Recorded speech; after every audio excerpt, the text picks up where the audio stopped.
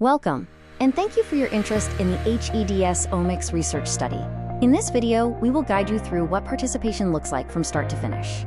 We will explain who you may meet, what will happen during your clinic visit, and what is expected from you over the course of the study.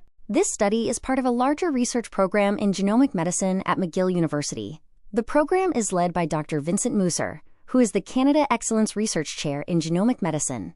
This study is conducted across multiple hospitals and research institutions throughout Quebec. Teams from McGill University and partner sites work together to collect and analyze data.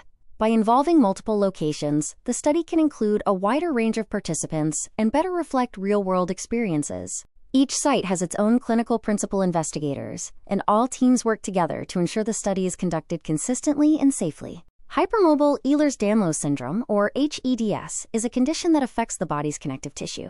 This can impact joints, skin, and other parts of the body, and may lead to symptoms such as joint hypermobility, pain, and fatigue. In this study, researchers collect different types of information, including health data, lifestyle information, and biological samples.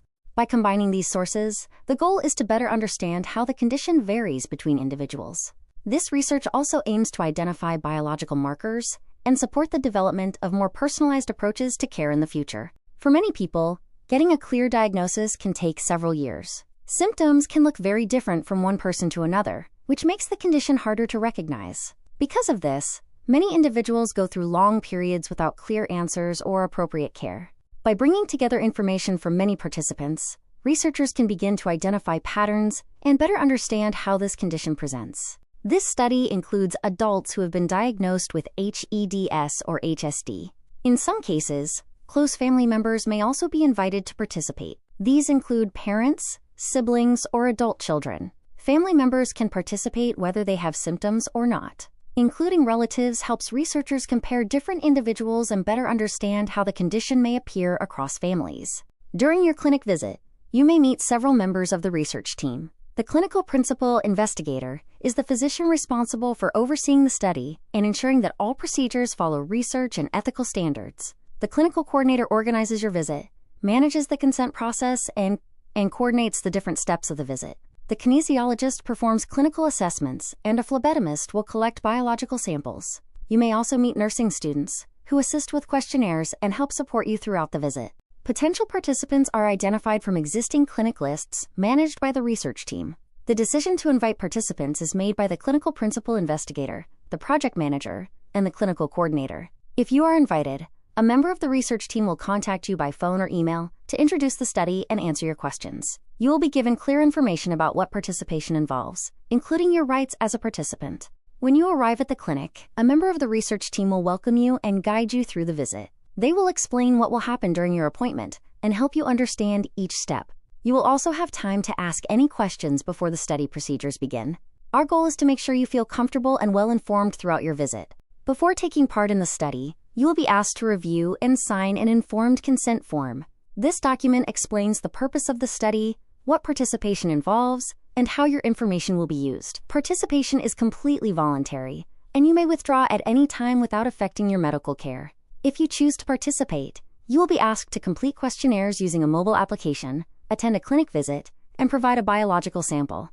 During the visit, simple measurements will be taken, which will be explained in more detail further on. As part of the study, participants are required to sign a separate consent form for biological sample collection and storage for research purposes.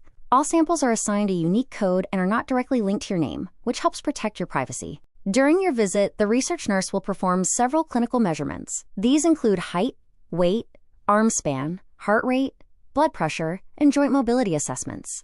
All evaluations follow standardized criteria based on the 2017 International Classification of hEDS and HSD.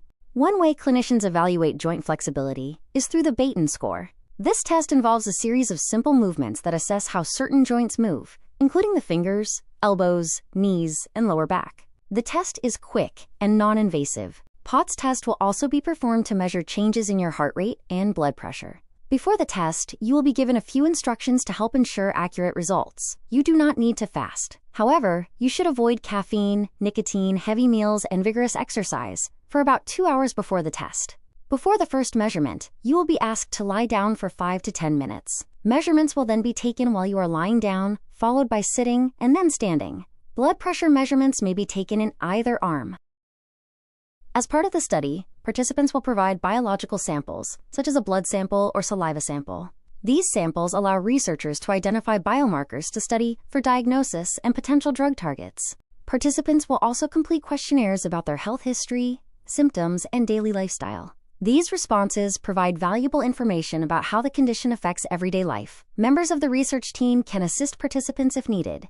As a thank you for participating, you will receive a Fitbit Inspire 3 smartwatch. This device is used for research purposes only and is not a medical device. It automatically tracks physical activity, heart rate, blood oxygen levels, and sleep patterns. Participants are asked to wear the device daily for 6 months and may remove it for charging or if it becomes uncomfortable. There is no need to change daily habits or actively interact with the device. To set up the device, participants will download the Google Fitbit application and create an account. Data is shared securely with the research team through the MetaLoop platform. The RedCap and MetaLoop platforms are used to store study information, such as the questionnaires that you will fill out and the tests carried out by the kinesiologist. These platforms allow us to complete questionnaires, collect signs and symptoms during follow-up, gather Fitbit device data, and store them securely. After a participant's diagnosis is confirmed, first-degree relatives, such as parents, siblings, and adult children, may also be invited to participate in the study. Participation is voluntary. Family members who choose to participate may complete questionnaires, undergo clinical assessments, use a wearable device, and provide biological samples. Studying families helps researchers better understand how the condition may appear across generations. Your personal information is protected throughout the study. All data is coded and stored securely within the McGill Genomic Medicine infrastructure. Only authorized research staff can access your data. You will visit the clinic once. After that, participation continues for 6 months. During this time, you will complete a short questionnaire once a month and may continue using the Fitbit smartwatch to collect data. If a health concern is identified during the study, the research team may suggest a referral to a medical specialist. Referrals are only made with your consent and are entirely optional. Thank you for considering participation in the hEDS omics research study. If you have any questions, please contact the research team using the information provided.